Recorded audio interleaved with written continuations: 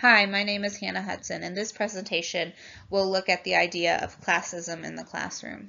First, I'd like to talk about why classism.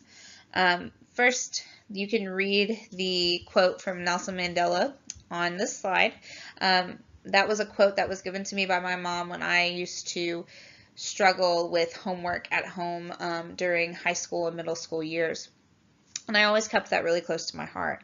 But I went to school at Trimble County High School, which is a very rural area, very low income, and we have a lot of testing problems with our testing scores. I always succeeded, but I saw a lot of students didn't succeed in that environment, and I always wondered what. And it turns out that a lot of those students didn't have any basic necessities of life, like electricity, running water, clothes, shoes, things like that. So I always wondered, what could I do to change that? Well, my first job out of college was at the Oldham County School District, where it was a very affluent area. I never realized there were students that were struggling with poverty until I was in my English resource class. And from there, I saw a lot of students who struggled daily with poverty, and a lot of that ended up being the primary reason that they were in resource, because they didn't have the resources at home when they were younger to prepare them for school. Classism in education is huge because it affects all types, not just families of a certain race or a gender or religion. It will affect people in every different walks of life, every single culture. And classism is really difficult to combat because you're talking about money, right? How can we kind of proportion out the money so that families in lower classes can have their children move up?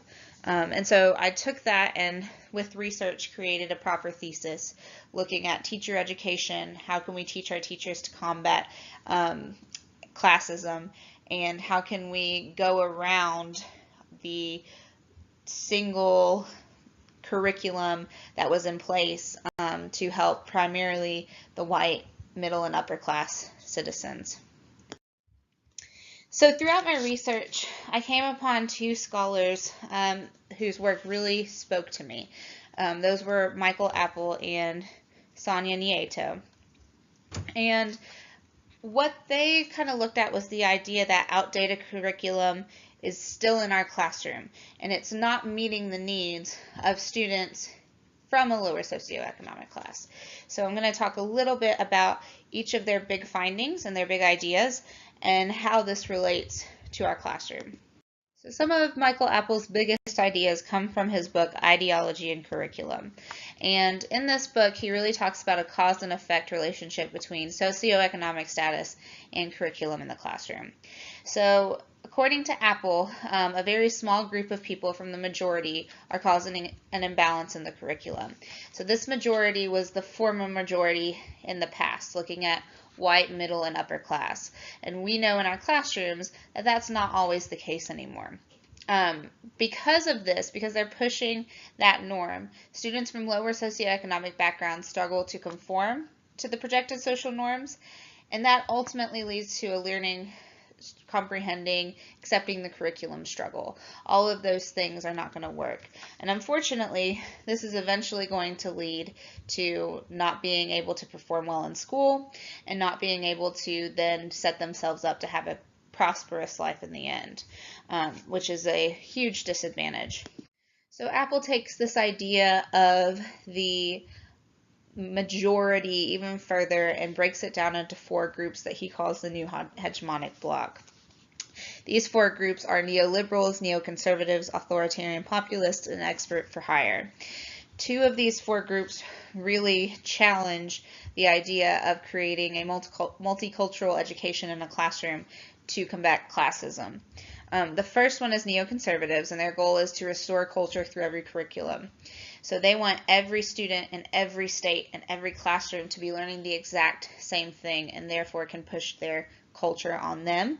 They do this a lot through testing, standardized testing, so that if a teacher is accountable for her tests or his tests, then they will teach to the curriculum, which then enforces their agenda.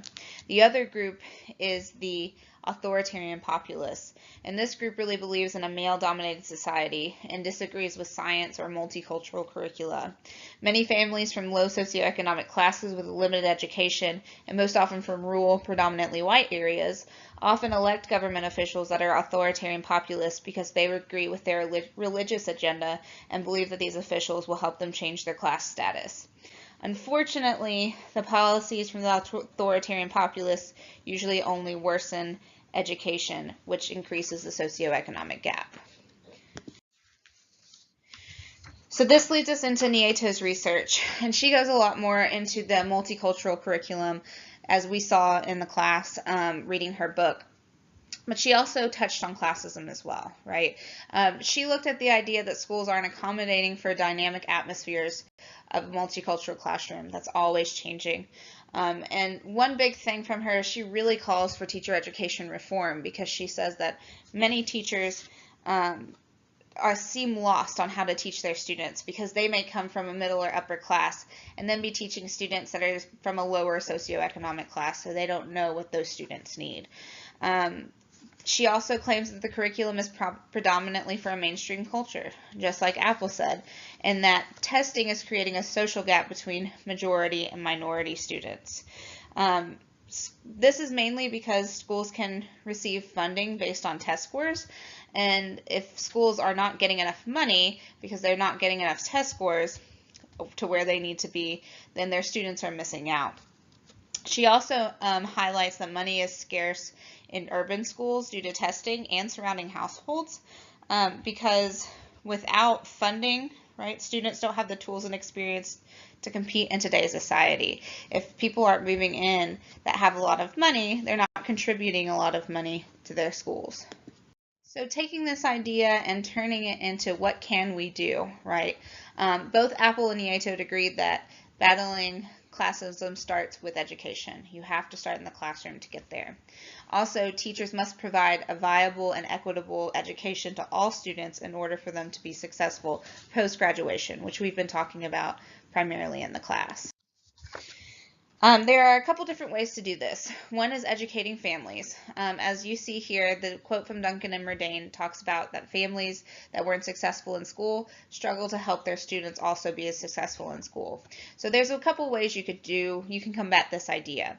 One is create parent education programs like a family network, programs on different aspects of school like ACT, Governor's Scholar. I'm a high school teacher, so those are the things that come to mind, but just different ways that they could help their students succeed and better in school. Also, you could create a family education center at the school that can help the parents learn what they might need to know in order just to parent their children. As a teacher, there's a lot we can do with this as well. We just have to implement a multicultural education. So making teachers aware of backgrounds to combat that stereotype theory, right? We want to know where our kids are coming from so we don't enforce something on them that could be from our culture. Make sure that you find books, assessments, other learning tools that relate to your students' cultures, and provide professional development, all of which we've talked in the class and we've used ourselves in class are below. So to sum this presentation up, classism needs to be combated in the classroom because it can affect anyone regardless of race, age, religion, etc. The need to combat classism is urgent. For example, Duncan and Murnane say in Restoring Opportunities, in the last 30 years, the gap between the average scores of 8th graders from high and low income families has increased in an amount equal to a year's worth of learning. That's a dire situation. We don't want to continue to increase this gap between high and low income students. It is really hard to combat classism in your classroom because it's dealing with money, right? How are we going to help our students in lower socioeconomic standings succeed so that they can get out of a lower socioeconomic place without maybe helping foster money? But there are ways to do it, right? You can educate families, you can implement multicultural education in your classroom, PD for your teachers, all of these are good. The last quote here really sums up the idea of this entire class, and I wanted you to take a moment to read it. So this leads us to the end of the presentation. Thank you very much for listening, and it's been a pleasure working with you throughout the semester. Goodbye.